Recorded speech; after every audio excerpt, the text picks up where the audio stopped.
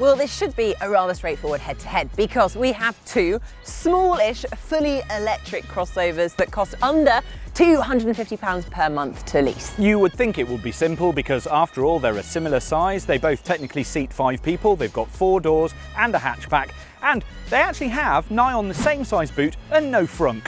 They both run at similar speeds and have a single motor that powers the front wheels. So it should be a simple comparison. Well, no, because all is not what it seems. What are you doing with your handsome boys? It doesn't matter because we're here to do the comparisons so that you don't have to. Ooh. And if you want Wiki to stop doing that weird thing with its handsome voice, please let me know in the comments below. But also this is a reminder to switch on the notifications so you know when our next video drops.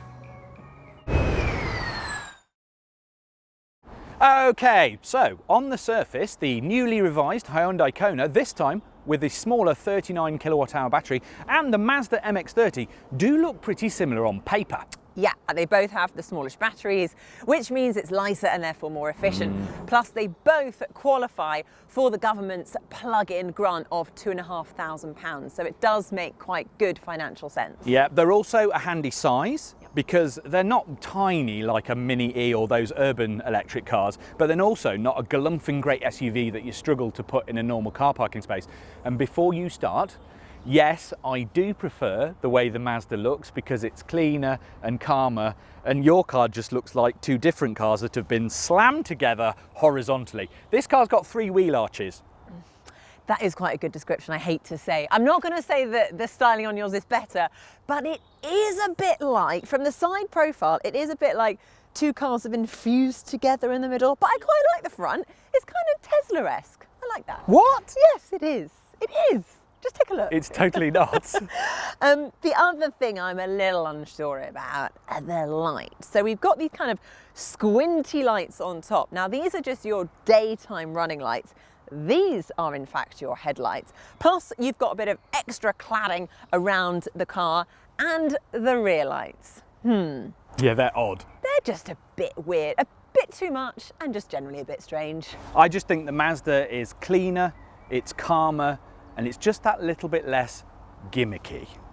Well, let's talk about gimmicks because, well, these doors couldn't be more gimmicky if they tried. Let me give you a little example.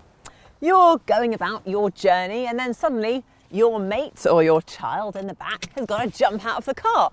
First thing you got to do is open your door. Then you think, oh, I'll just let them, oh no, I won't. Undo my seatbelt and then they are free to go. I actually think they're really good fun for a bit and then they're massively annoying. I will say though that once you're in, there's an okay amount of space. It's about the same as the Kona, although I will point out that this rear window is more of a porthole and also it doesn't open. Which basically means you get no fresh air and I can slam it in your face. But I will say, I actually live with a car, the BMW i3 has the same doors as these. Same arrangement, isn't it? Same arrangement, same configuration. For getting a child in and out, it's a real pain. For your handbag, it's actually genius because you only ever need your handbag when you're outside of the car and it's a really quick open and chuck it in the bag. So if you want a car that has a special door for your handbag, this is the one. I think we've got to work out our priorities. Next, the Kona.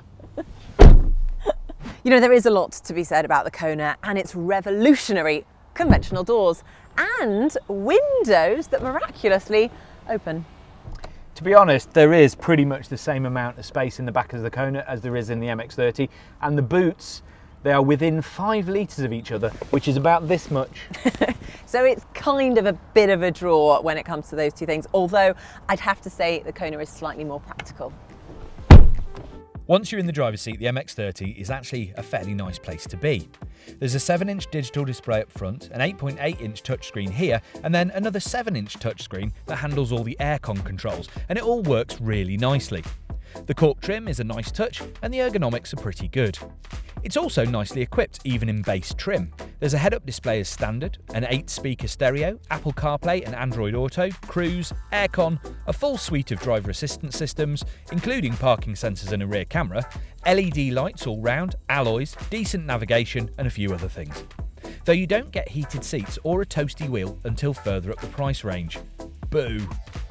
Pretty much the same as the Kona, to be honest. A DigiDash in front, the single 10.3-inch touchscreen infotainment system. It comes with Apple CarPlay and Android Auto, as well as SatNav as standard. All versions come with a rear view camera and rear parking sensors, and even the entry-level SE Connect gets you 17-inch alloy wheels, automatic lights, adaptive cruise control, climate control, and keyless entry. Like the Mazda, you don't get heated seats or a heated steering wheel until further up the range, but you don't get LED lights on the Kona until you hit that premium trim. It does feel a little bit less funky than the MX-30, but overall it works well. So it's pretty much a draw on the kit levels, but this is where things get interesting. Are we talking about the driving bit? Yes, we are.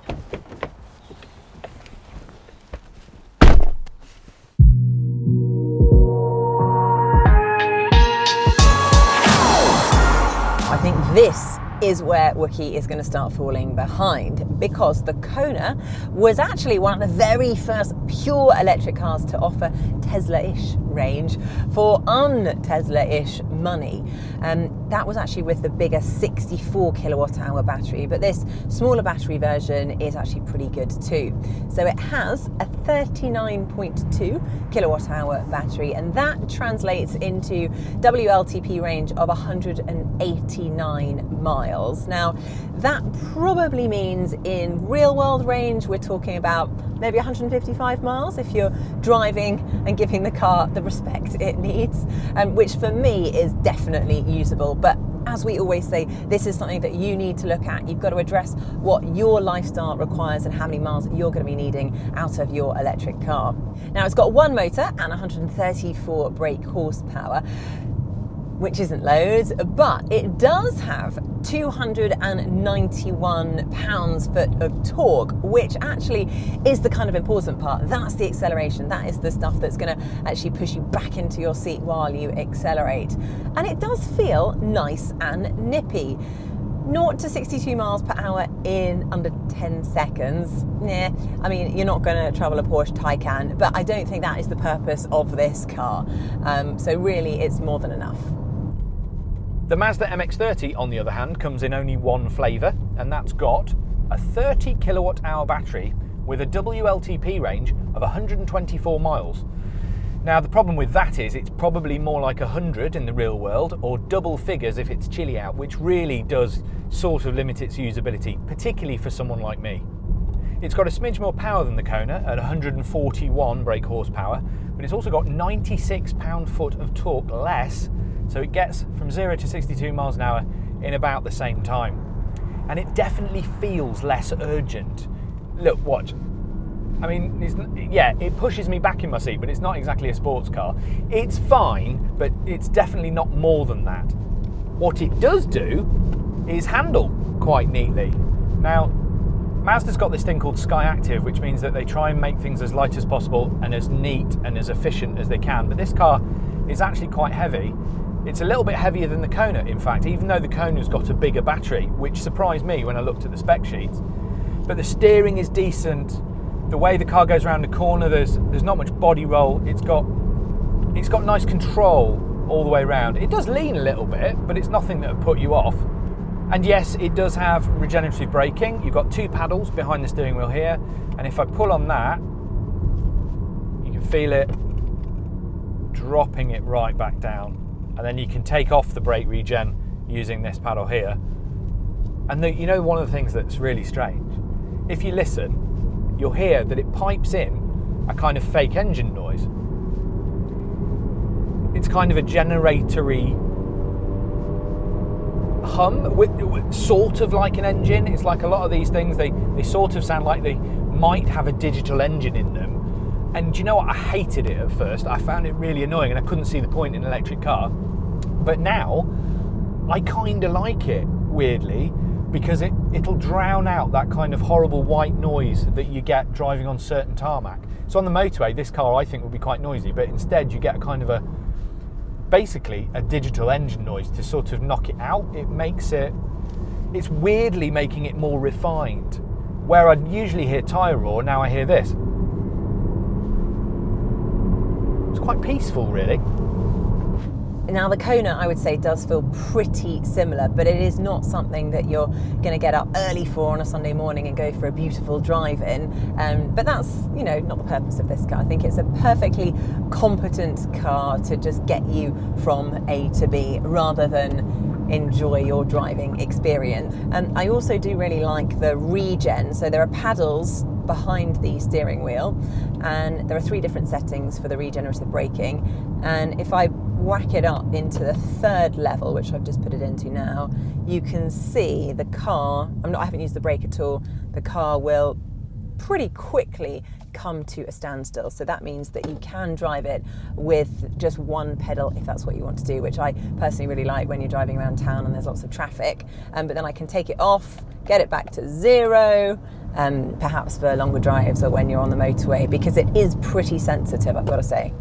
One thing worth noting though is the noise level. So at the moment I'm driving at between sort of 35-40 miles per hour, and it's relatively quiet, but I do get a bit of sound from the tyres on the road. However, on the motorway, it does get quite noisy. Now, I don't want any fake noises being blasted in here, but I would have maybe expected slightly better soundproofing at those higher speeds. As far as charging goes, the MX-30 has a small battery, so it doesn't actually need a massive charging capability because most people will probably just charge at home.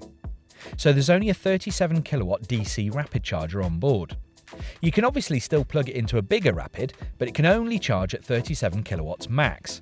So you're looking at 10 to 80% in 40 minutes on a 50 kilowatt charger, or 0 to 100% from a home wall box in about 5 hours and 30 minutes. Now the Kona wins this game because not only can it take higher powered AC charging if available, but the Hyundai Kona comes with a 50 kilowatt DC charger as standard. So we'll run from 10 to 80% in 50 minutes on 50 kilowatt charger and 0 to 100% on a home wall box in 6 hours and 15 minutes. Yes, those times are a little longer than for the Mazda, but don't forget the Kona has a bigger battery, so you're actually getting more miles of charge per minute than the MX-30. That and the bigger range makes it much more practical for longer distances. Oh, I have to say, you are making quite a good case for that Hyundai. Yeah, I mean, it really is actually quite an easy decision because, putting looks aside, the Kona outperforms the MX-30 on pretty much all accounts. We're talking it has a more efficient battery, it has a bigger range, it has more charging capabilities. So really, I'd say it's quite an easy decision. The trouble is, that car costs more. £20 a month more? I mean, not by much. That's like, I don't know, 6 posh coffees a month, which I would definitely be prepared to give up if I could take this over that. Also, worth noting that you get an extra 2 years on the warranty if you take the Kona. Yeah, that is quite a big deal actually, because this Mazda gets a 3-year, 60,000 mile warranty for the vehicle and then gets 8 years or 100,000 miles on the battery.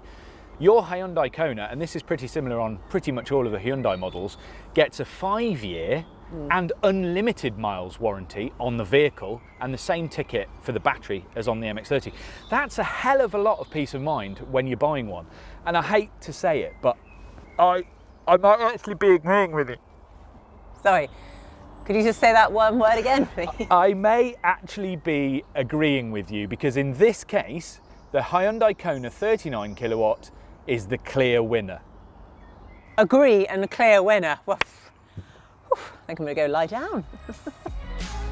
But if you want to know more on any of the other cars in this price range, like the MG ZS or similar, then please do log on to electrifying.com, where we'll do our best to answer all your questions. And remember to subscribe to the channel.